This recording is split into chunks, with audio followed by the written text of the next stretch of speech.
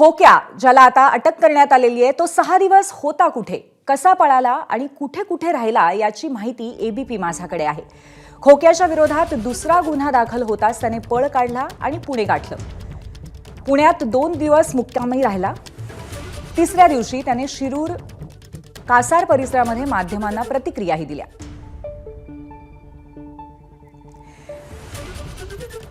आणि यानंतरचा प्रवास कसा होता आपण पाहूया। विचारूया आमचे प्रतिनिधी कृष्णा केंडे यांना।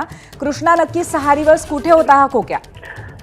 खोक्याच्या विरोधात दुसरा गुन्हा दाखल झाला आणि खोक्यानं त्याचं जे राहतं गाव आहे ते सोडलं आणि त्यांनी थेट पुणे गाठलं। पुण्यामध्ये वेगवेगळ्या ठिकाणी 2 दिवस तो मुक्कामी राहिला। त्याने हॉटेल सुद्धा वेगवेगळी केली होती, कारण एकाच ठिकाणी 2 दिवस तो राहिला नाही तशी दक्षता त्यांनी घेतली।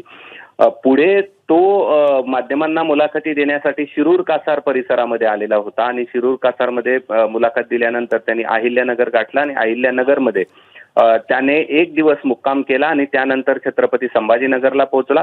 छत्रपती संभाजीनगर वरून त्यांनी ट्रॅव्हल्स पकडली आणि ट्रॅव्हल्स पकडून तो प्रयागराजमध्ये पोहोचला होता। या सगळ्या दरम्यान एक व्यक्ती त्याच्या सोबत होता, तो नेमका कोण होता याची माहिती मिळू शकलेली नाही। मात्र तिथून प्रयागराजमधून तो या ठिकाणी पळून जाण्याच्या तयारीत होता।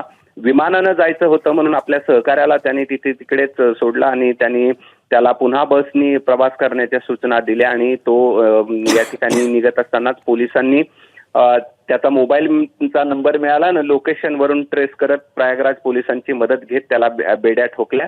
मात्र या 6 दिवसामध्ये त्यांनी वेगवेगळ्या ठिकाणी राहिला आणि वेगवेगळ्या ठिकाणी तो एक दिवस 2 ठिकाणी राहिला नाही, ठिकाणं बदलत राहिला आणि त्यामुळे पोलिसांना पकडण्यात त्याला अपयश होतं आणि त्यांनी स्वतःचा मोबाईल बंद ठेवलेला होता आणि दुसरा एक नवा मोबाईल त्यानं आपल्याकडे ठेवलेला होता आणि तो मोबाईलचा नंबर मिळाल्यामुळेच खोक्याला बेड्या ठोकण्यात बीड पोलिसांना यशही आलं होतं। मात्र 6 दिवस त्याचा प्रवास काय होता तो एबीपी माझाच्या हाती लागलेला आहे। पूर्वी थोडक्यात 6 दिवस पोलिसांच्या हातावर देण्यासाठी प्रयत्न करत होता खोक्या सातत्याने। धन्यवाद आपण दिलेल्या माहितीसाठी। एबीपी माझा, उघडा डोळे बघा नीट।